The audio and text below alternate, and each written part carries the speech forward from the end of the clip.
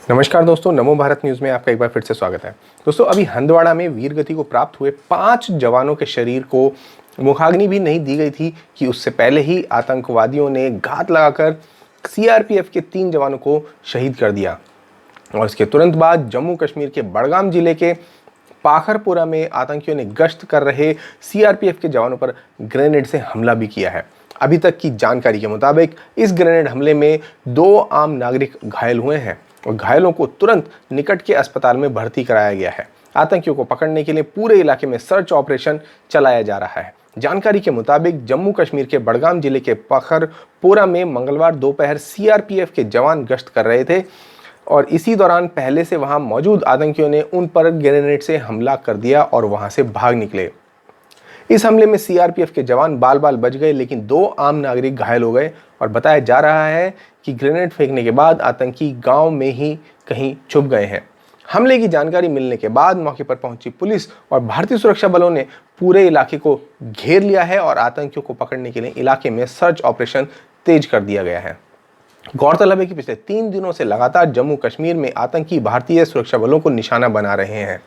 अब मुद्दा ये आता है कि अचानक से आतंकी फिर से सक्रिय कैसे हो गए। तो आपको बता दें कि इसमें बहुत बड़ा हाथ धारा 370 हटाए जाने के बाद से बंद पड़े इंटरनेट सेवा की पुनः बहाली से है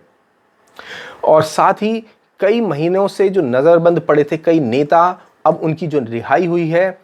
ये भी एक बहुत बड़ा कारण माना जा रहा है। जैसे ही जेएनके के 3 प्रमुख परिवारों की नजरबंदी के खात्मे की खबर आई, तब से समझो अचानक ही जम्मू कश्मीर में ये जो आतंकी हैं पुनः सक्रिय हो गए,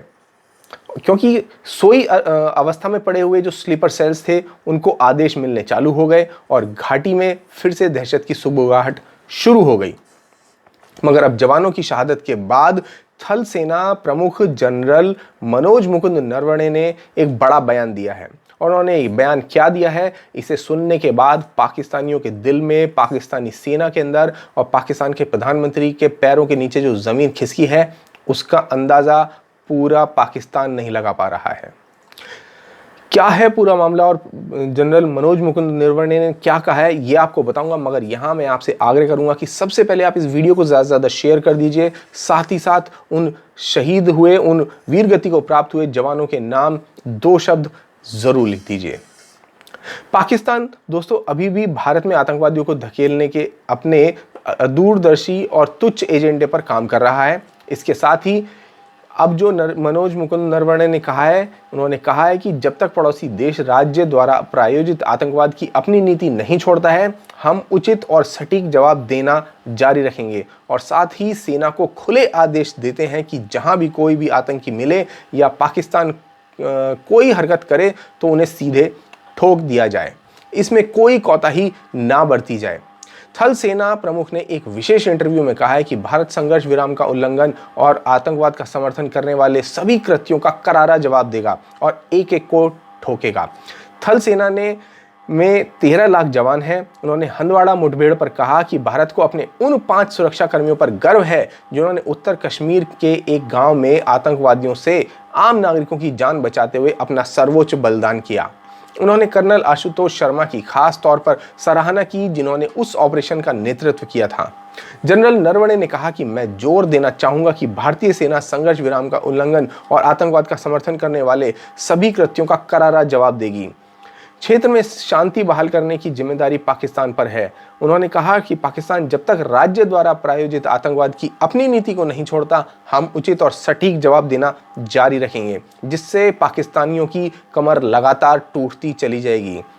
लेकिन दोस्तों, जनरल मनोज मुकुंद नरवणे का ये बयान ऐसे समय में आया है जब भारत में पाकिस्तान लगातार एक के बाद एक ओछी हरकत कर रहा है और वो भी ओछी हरकत तब जब पाकिस्तान और हिंदुस्तान दोनों ही कोविड-19 के महामारी से लड़ रहे हैं। लेकिन जहां एक तरफ हिंदुस्तान अपने देश को समृद्ध बनाने में और यहाँ के जो नागरिक हैं उनको समर्थ बनाने में अपना समय, धन और क्षमता लगा रहा है, वहीं पाकिस्तान अपना समय, धन और क्षमता जो लगा रहा है वो भारत को बर्बाद करने में लगा रहा है। यानी ऐसे महामारी के समय में भी पाकिस्तान को केवल और केवल आतंकवाद सूझ रहा है।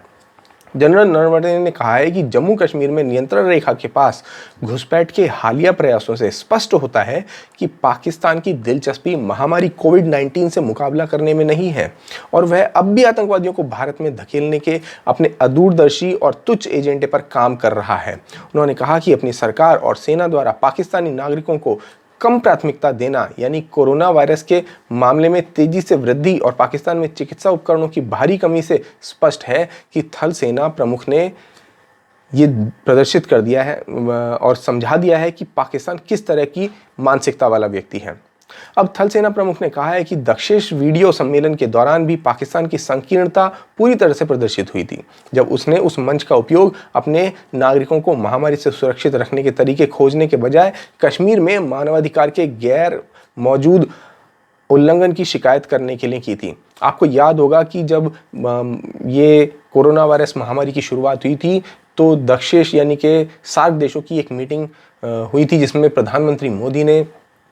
आगे बढ़कर सभी सार्क देशों की मदद करने के लिए कहा था और कहा था कि सबको एक साथ आना चाहिए और इस महामारी के खिलाफ इकट्ठा होकर लड़ाई लड़नी चाहिए। जहां प्रधानमंत्री मोदी और अन्य देश कोविड-19 के खिलाफ लड़ाई लड़ने की बात कर रहे थे, वहां उस समय पर भी, ऐसी महामारी के समय पर भी पाकिस्तान अपना जम्मू कश्मीर का जो एजेंडा था उसको चमकाने में लगा हुआ था, जिसकी खूब भर्त्सना पूरे देश दुनिया में हुई थी। दोस्तों, आपको बता दें, नरवणे ने कहा है कि पाकिस्तानी सेना द्वारा संघर्ष विराम के उल्लंघन की बढ़ती घटनाओं से स्पष्ट होता है कि वह देश वैश्विक खतरा है और अपने ही नागरिकों को राहत मुहैया कराने में उसकी कोई दिलचस्पी नहीं है। उन्होंने कहा कि पाकिस्तानी सेना संघर्ष विराम का उल्लंघन करते हुए नियंत्रण रेखा पर मासूम नागरिकों को निशाना बनाती है। उन्होंने कहा कि वास्तव में पाकिस्तान द्वारा आतंकवादियों की सूची में कट्टर आतंकियों के नाम हटाने से साबित होता है कि वह अब भी राज्य की नीति के एक औजार के रूप में आतंकवाद का इस्तेमाल करने में विश्वास करता है। अभी आपको मालूम होगा, हाल ही में पाकिस्तान ने अपने को ब्लैकलिस्ट होने से बचाने के लिए क्या किया था, अपने लगभग 200 से 250 आतंकियों को जो है उसने नज़रबंद कर दिया था और साथ ही साथ लश्कर-ए-तौयबा जैसे जो आतंकी संगठन थे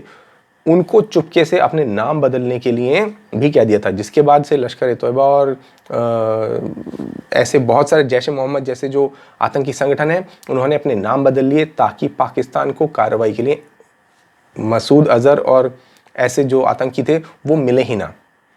यानी पाकिस्तान की जो सोच है वो यही है कि चाहे कुछ भी हो, अपने आतंकियों को कुछ नहीं होने देना है। नरवणे ने कहा है कि पाकिस्तान अब भी न सिर्फ भारत के अंदर बल्कि अफगानिस्तान में भी आतंकवाद और हिंसा को बढ़ावा देने के लिए छद्म रूप से काम कर रहा है और थल सेना प्रमुख ने यह भी कहा कि अफगान सुरक्षा बलों के खिलाफ अचानक हिंसा में वृद्धि से मादक पदार्थों की तस्करी और धन शोधन के संकेत मिलते हैं। यानी कि पाकिस्तान एक तरफ आतंकवाद का भी खेल खेल रहा है तो दूसरी तरफ वो जो नार्कोटिक्स का जो गंदा खेल है, जो नशीले पदार्थों का जो गंदा खेल है, वो भी लगातार खेल रहा है। इसी बीच हाल ही में एक रिपोर्ट आई जिसमें पाकिस्तान के सुप्रीम कोर्ट ने पाक सरकार को आदेश दिया है कि वह गिलगिट बाल्टिस्तान में आम चुनाव प्रक्रिया को आगे बढ़ा सकती है और आदेश में कोर्ट ने यह भी कहा है कि जब तक इस क्षेत्र में नई सरकार का गठन नहीं होता तब तक वहां एक अस्थायी सरकार का गठन भी कर सकती है। यानी कि सुप्रीम कोर्ट के और कोर्ट के सहारे से अब जम्मू कश्मीर की तर्ज पर, यानी कि जो भारत में जम्मू कश्मीर में धारा 370 हटाई गई थी उसकी तर्ज पर अब पाकिस्तान गिलगिट बाल्टिस्तान और पीओके में एक ऐसी सरकार बनाना चाहता है जिसके चलते वो हिस्सा भी पाकिस्तान के कब्जे में आ जाए, क्योंकि पाकिस्तान जो पीओके है उसे तो वो पहले से ही आज़ाद कश्मीर कहता है, लेकिन गिलगिट और बाल्टिस्तान के ऊपर पाकिस्तान का ज़बरन कब्जा है और वहाँ उसे वह अपना एक 5वां राज्य बनाना चाहता है, जिसके ऊपर मैंने आज सुबह भी एक रिपोर्ट आपको दिखाई थी। आप चाहें तो चैनल पर जाकर वो वीडियो देख सकते हैं। तो यानी कि पाकिस्तान सिर्फ अपने सैनिकों और सेना का ही इस्तेमाल नहीं करता, वो अपनी जुडिशरी सिस्टम का भी आतंकवाद के लिए इस्तेमाल कर रहा है। इस फैसले को लेकर अब भारत की तरफ से एक सख्त आपत्ति जताई गई है और भारत ने अपनी तरफ से पाक को स्पष्ट कर दिया है कि गिलगिट बाल्टिस्तान का क्षेत्र भारत का वैध व अभिन्न हिस्सा है और पाकिस्तान की न्यायिक व्यवस्था का उसको लेकर फैसला करने का कोई अधिकार ही नहीं है। भारत ने पाकिस्तान को इसके साथ ही इस इलाके को खाली करने को भी कह दिया है, यानी कि भारत ने 2 टूक शब्दों में कह दिया है कि गिलगिट और बाल्टिस्तान को खाली करो और वहां से निकल लो, वरना तुम्हें ठोक दिया जाएगा। लेकिन इस सब के बावजूद भी पाकिस्तान लगातार भारत पर हमले कर रहा है और दूसरी तरफ उसकी कोर्ट गिलगिट और बाल्टिस्तान पर अपने आदेश दे रही है, इसका मतलब साफ है कि वो इंटरनेशनल मीडिया का जो ध्यान है वो गिलगिट बाल्टिस्तान पे किए जा रहे जो चालाकी से जो कब्जा करने की जो कोशिश पाकिस्तान कर रहा है उसका ध्यान भटकाने के लिए भारत में हमले करके ये दिखा रहा है कि देखिए भारत में हमले हो रहे हैं, ये हो रहे हैं, और दुनिया का जो मीडिया है वो सिर्फ उस पर ध्यान देगा और वो चुपके से अपने काम कर बैठेगा। लेकिन भारत इतना मूर्ख नहीं, ऐसे गेम हम बचपन से खेला करते हैं जब तुम पैदा भी नहीं हुए थे। तो ऐसे इस गद्दार पाकिस्तान को आप क्या कहना चाहते हैं यहाँ पर कमेंट बॉक्स में लिखकर बताएं दोस्तों। साथ ही साथ इस वीडियो को ज़्यादा से ज़्यादा शेयर करें ताकि इन पाकिस्तानियों की औकात इन्हें पता चल सके। धन्यवाद। जय हिंद।